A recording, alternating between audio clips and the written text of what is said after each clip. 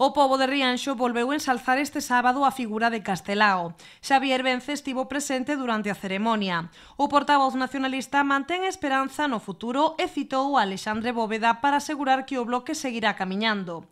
O grupo nacionalista invocou o espírito de Bóveda e Castelao para que alumen o futuro dun país que, segundo Vence, ten a obriga de derrotar a dereita nos vindeiros comicios autonómicos.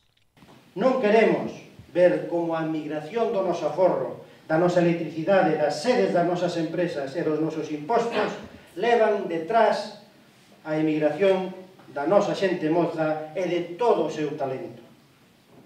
Para darlle a volta a todo isto, Galiza precisa que o nacionalismo avance na sociedade e avance tamén electoralmente. O alcalde do municipio tamén reivindicou o galeguismo e fixo referencia ao anteproxecto da Lei da Acuicultura.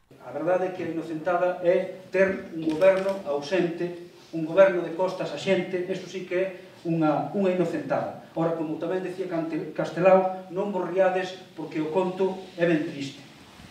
De poñer cancelas para pescar o cerco, de pescar en definitiva. Dilixentes, eso sí que é unha inocentada para desmantelar barcos e reducir capturas en troques de dar o paso a situarse a fronte dun país primeira potencia pesqueira de Europa. Iso sí que é unha inocentada. Inocentada tamén é poñerse ao servizo do capital foráneo e abrirlle as portas ás nosas rías. Cando ainda non saben ou non queren atallar nin a contaminación, nin atallar as mareas vermellas ou os parásitos que están aparecendo e afectando en primeiro lugar os moluscos galegos.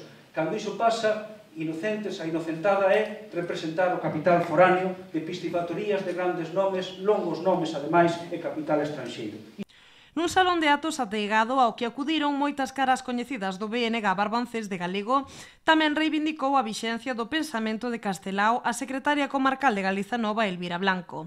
Rematados os discursos, as dúcias de persoas que se achegaron ao cuartel vello dirixíronse ao Paseo da Ribeira para a tradicional ofrenda floral.